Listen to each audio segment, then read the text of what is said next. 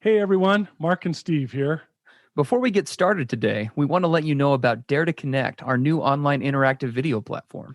For less than the cost of a therapy session, you and your spouse get live access to both of us 3 times a week. Each 30-minute live group support session provides interactive mentoring and healing for addicts, spouses, and couples. If you're loving our podcast and our unique style of bringing you recovery, you're going to love Dare to Connect. To learn more, go to daretoconnectnow.com. We're looking forward to seeing and working with you.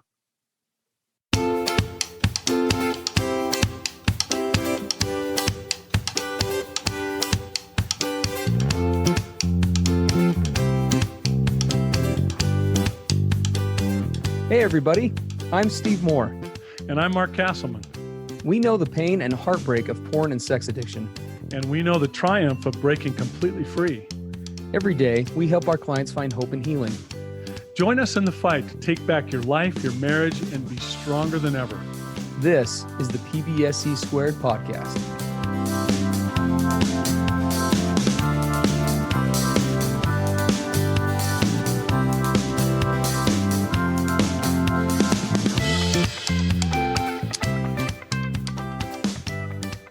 Welcome, everybody, to the Porn, Betrayal, Sex, and the Experts, or more commonly known as the PBSC podcast. I'm Steve Moore. Mark Castleman's with me. It's good to be with you guys today. We've got a good episode today. We want to take a different track. You know, for the last several months, we kind of were looking at it today before recording, Mark and I, and we have been answering questions from subscribers for months on end. I don't think we've done a single standalone topic in ages. And so we were looking at it and we thought today might be a good opportunity to do that and just mix it up a little bit. So today we've done a few episodes like this in the past, but again, we haven't done one quite like this. And we know that people tend to really resonate with our stories in recovery just as much as the expertise, quote unquote, that we bring to the table, for better or worse.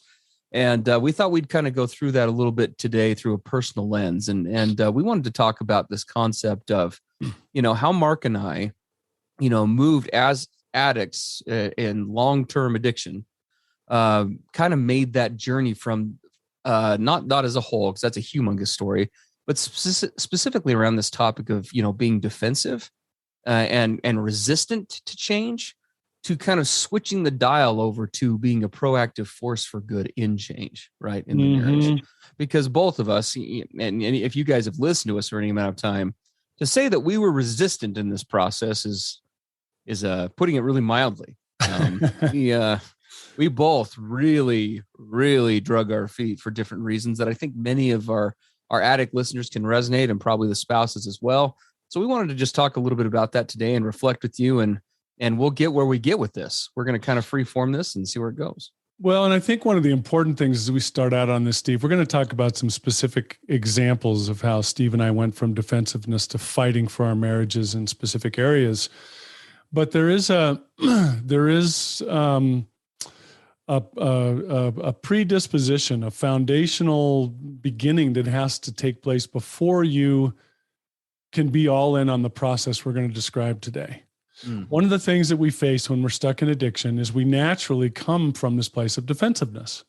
We're defending ourselves. We're reactive, right? And this all comes a lot of times because we have a sense of shame and unworthiness often, because we've not learned in our lives to deal with and confront hard things, right? We're avoidance, we're escape artists. We rationalize, justify, minimize all the ways that we engage in this self-protection survival mode. And it becomes a habit. It becomes a way of life. And that's why we so easily go into this place of defending ourselves, because we're fragile. We don't know how to handle hard things. We don't confront, we run, right? We don't stand to fight. We escape to self-soothe and self-medicate through addiction outlets. Yeah. So all of that leads to an automatic style of defensiveness. It's about me. It's about protecting me. It's about, right, all of those things. And to make the transition from that to being very proactive in going from defensiveness to fighting, right? Fighting for my marriage, proactively leading out, you have to do your personal work. You have to get through how to identify this defensiveness, the character defects that have been so much a part of your life.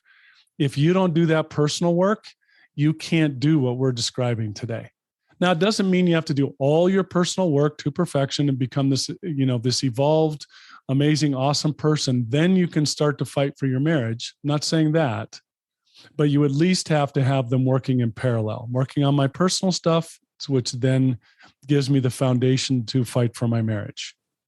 Yeah, no, I would agree with that. And the only other thing I would add to that, which is behind this, and it's important for spouses to keep this in mind, is as this is really kind of, I guess, one nugget from today's podcast. Hopefully you'll keep in the back pocket is, so often the reactions that accompany, what this defensiveness, they can, like, for example, in my case, they inevitably looked more aggressive than anything else. I would tend to use a lot of aggressiveness as a way to deflect and a way to cope. But the reality is that was an opposite end response, meaning that even though it was, aggression externally, it was very fear driven.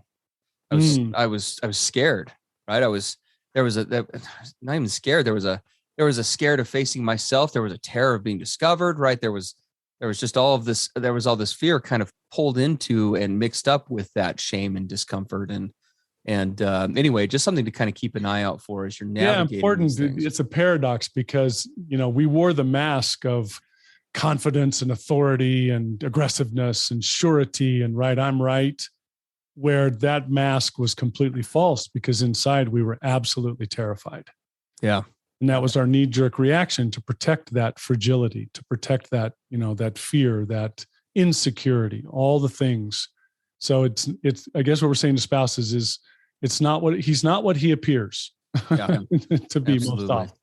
Well, we'll see how far we get with this today. I'm already kind of envisioning we might be doing a part 2 to this, but we'll see. Yeah. We'll see how it goes. So we do have a couple of topics that we definitely wanted to at least try to begin this with, because there are some commonalities I'm sure that we share with you. Let's talk a little bit about handling spouse feedback. I never struggled with that at all. My wife could say anything she wanted, and I was absolutely fine with it. No, I was the same way. I mean, when I look back on my addiction years, I mean, in a non-bragging way, I will admit I engaged in some pretty embarrassing, pretty scary behavior. But I would say that honestly, trumping any of the addict behavior, one of the few things that would trump that for me are the times when I would do or things that I did or said when handling spouse feedback. I've shared before, I believe on this podcast months ago, my kind of apex moment with this was after a big fight with my wife. I remember this was before we ever got in recovery. She kind of had gathered her thoughts after this huge fight in the back room. And she came out to the front room and, again, in a dysfunctional way, tried her very best to be vulnerable with me. And despite the fact that we just had this really scary exchange, she tried to, humbly come and just say, please, like, can we talk about this, kind of hand in cap, and which wasn't her fault, even her thing to do to begin with anyway. And I just remember looking at her and looking at her straight in the eye and just saying, look, this is how I am. This is how I'm always going to be. And if you don't like it, there's the door and you can leave. Mm-hmm. And I just turned back to what I was doing, just stone cold faced. And I've iterated that story probably hundreds of times over the years with clients and things. And it still hurts to say that, but it's an example of kind of that starting point where so many addicts, I've heard eerie similarities from so many of you out there where there are similar responses, right?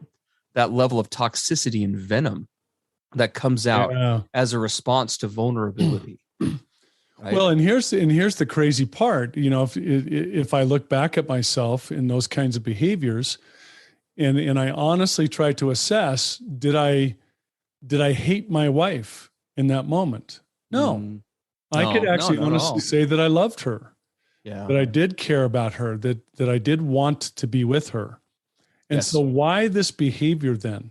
Right? Why this knee-jerk, sometimes violent, aggressive, sometimes completely shutting down, going stoic and silent?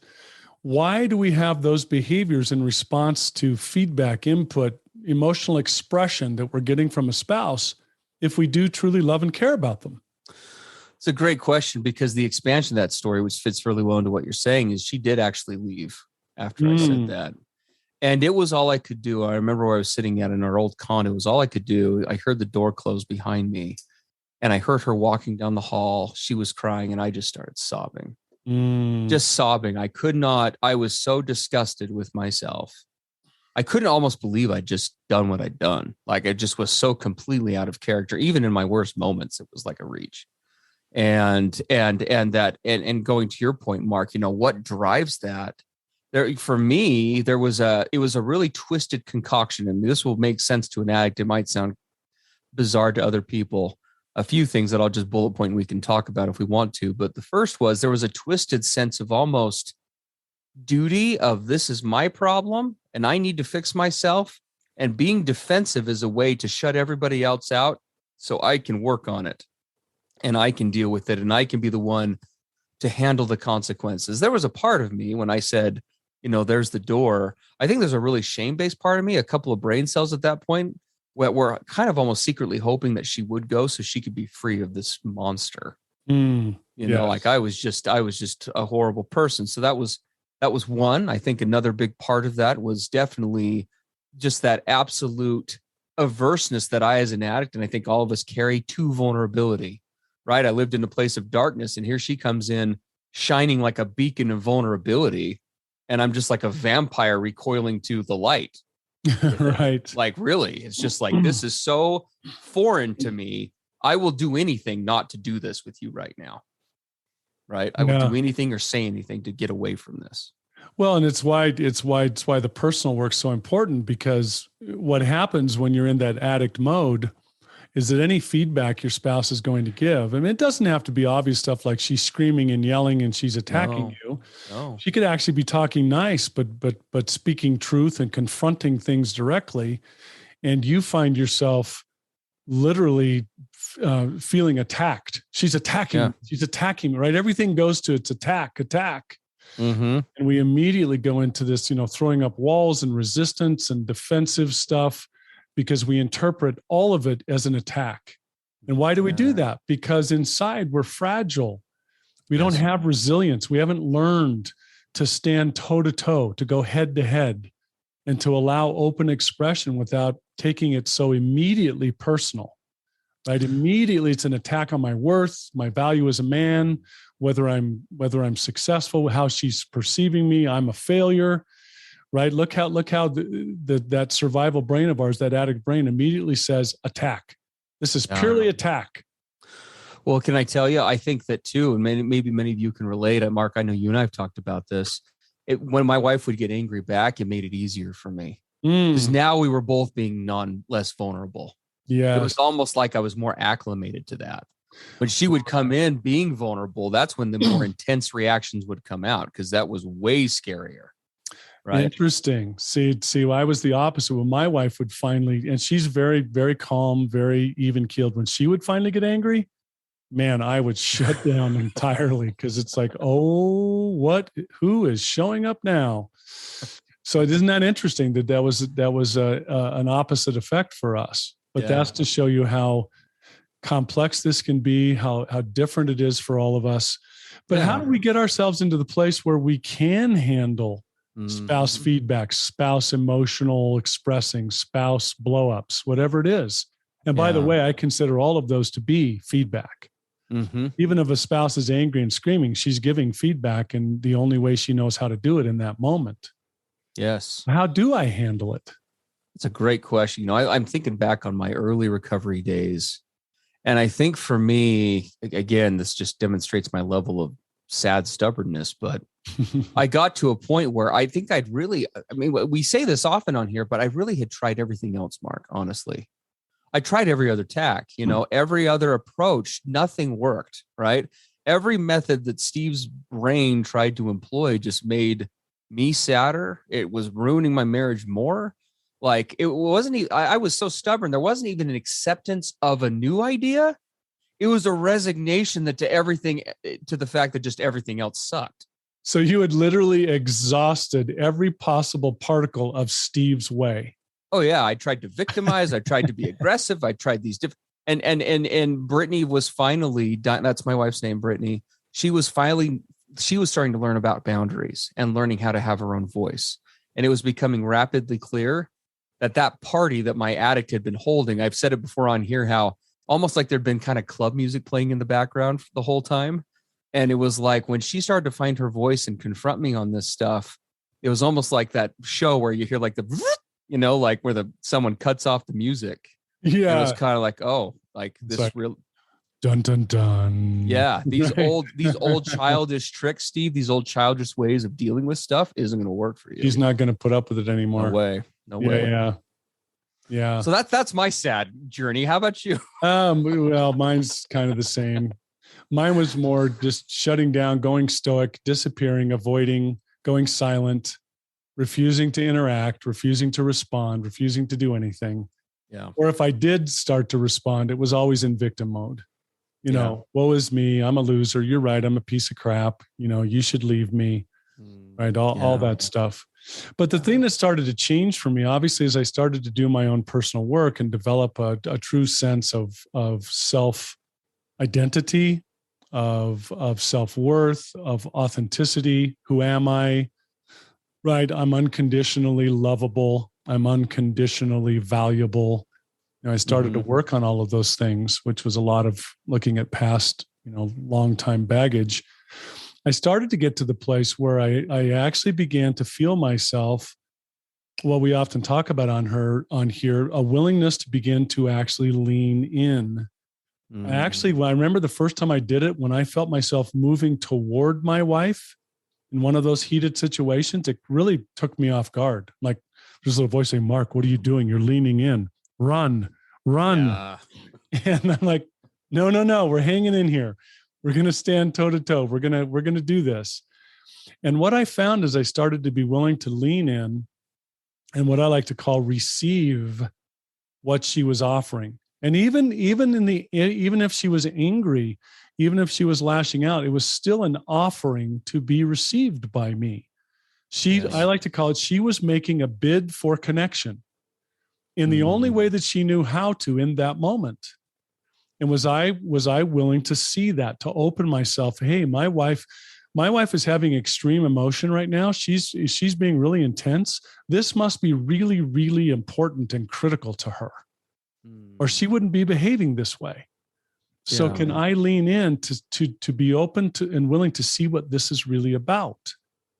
I often tell my clients, look, you've got to be willing to look past the words spoken or the level of the voice or the tone or whatever, the body language, and ask yourself, what is really under this? What is really behind these words or her yelling or her whatever or her crying? What's under it? Yeah. And I found myself being able to get into this place of genuine curiosity. I really want to know. Because obviously this is a big deal for her. So am I going to act in the role of a true friend and actually lean in and be curious and want to come to a place of understanding? Or am I going to go back to my defensive, shut down, run away, lash out, whatever behaviors? And so handling my spouse's feedback was making that transition. And that's moving from defensiveness to fighting, to being proactive. Right, instead of passive. Yeah. That's leading out. It's jogging my memory with a lot of things as well. I've got so many thoughts to share. And there is that, there's that, it does take, there are different things that take us to that point, right? But I think they all lead back to that one place, that recognition of, could all these people, could all these sources, could all these influences, right, be it higher power impressions or whatever, am I really right in my thinking and they're all wrong? Or maybe am I really living the Truman Show? For me, it was like, wait, is the entire marching band out of step and it's Mark that's really in step? Or maybe it's the other way. And like you said, there's that progression, right? And I think there was for me as well. I mean, even with sobriety, right? Getting outside the context of with my wife, again, I've shared this before. I went into 12-step kind of in a way of, one, convinced it wouldn't work, and two, almost in a challenging way, wanting to kind of prove it wrong. Mm-hmm. And then when I started to get sober, it was both a really happy experience. And there was also kind of a, oh, damn it, I can't believe this is working. I can't believe this is working, right? Oh, kind of like, sort of a resignation and a happiness, but also like, man, why didn't I do this soon? Right. Just that whole thing. But there were just enough kernels of success that said, well, this is definitely getting me more than what I was getting before. Right. I guess if we rinse and repeat, maybe we'll get some more of that. And what do we say in step work and other recovery work? Right. You start to get to this place where you realize, you know what? My best thinking landed me in this program or landed me in this group. Maybe there's something to be reconsidered here. However smart I may be, I'm clearly a wingnut when it comes to this. Seriously. So it's obvious we are going to do a part 2 on this, by the way. We may do a part 2 and a part 3. I coming up against it, but yes. So all we've gotten into about moving from defensiveness to fighting for your marriage is this receiving spouse feedback. Yeah. And we're going to go into part 2 and maybe part 3. We're going to talk about how to navigate triggering people and places that you find yourselves in as a couple. We're going to talk about hanging back versus leading out. And by the way, if you want to get all of this stuff and about 20 more categories, you need to come over to our Dare to Connect program. We go into this stuff in great depth. We'd love to see as many of you as possible over there. If you go to daretoconnectnow.com, you'll find we do this kind of in-depth stuff, every week, 3 times a week. Interactive, no less. Interactive with our Dare to Connect subscribers. Yeah. So let's kind of finish up, Steve, with a little assignment for all of our listeners about this handling spouse feedback. What are some little steps that somebody who is where we were can actually take to begin to receive spouse feedback? That's a great question. I think for me, one thing that I would say, and feel free to tag on this or add to it, but I look back, and if I could talk to my pre-recovery self, this guy I've described here on the podcast or that we've talked about today, it would be, will you please give this a quiet moment before you respond? Before you immediately react, one, ask yourself, why are you immediately reacting? First of all, right? Why would another person's perspective be so disturbing in the first place? So threatening, just another perspective. Exactly. And then the second piece would be, maybe get in the habit at some point this weekend. Maybe it's not even recovery related, but practice sitting on some feedback that you get either from your spouse or somebody. Sit on it for 24 hours before you respond. There you go. Sit on it for 24 hours, do just a little journaling about it, and see if your response changes. Yeah. I would almost guarantee that it would. Yeah, we call that take a break. And so you might have to start at such a simple place that your spouse is giving you feedback in whatever form that is. Might be aggressive, might be crying, it might be whatever.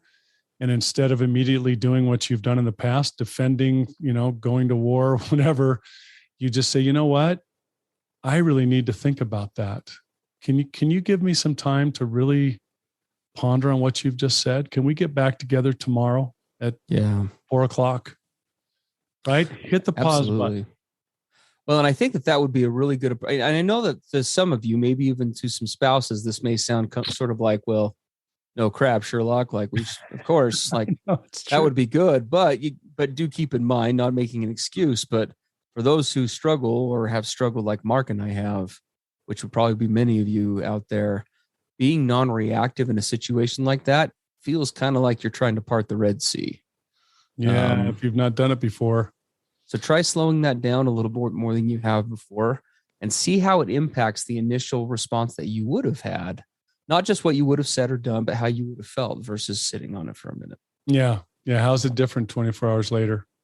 Yeah. And if you're kind of, you're a little bit more advanced than that, and you want to go to a little bit higher level, then I would invite you to begin to explore how to go into a place of what I call genuine curiosity, right? Am I my spouse's friend in this moment? Are we friends? See what that question does to your state of mind. And if you determine you are friends, so friends are interested in understanding friends. Mm-hmm. I want to know what you think. I want to know what this is really about for you. And can you just begin to practice genuine curiosity? Can you lean in just a bit?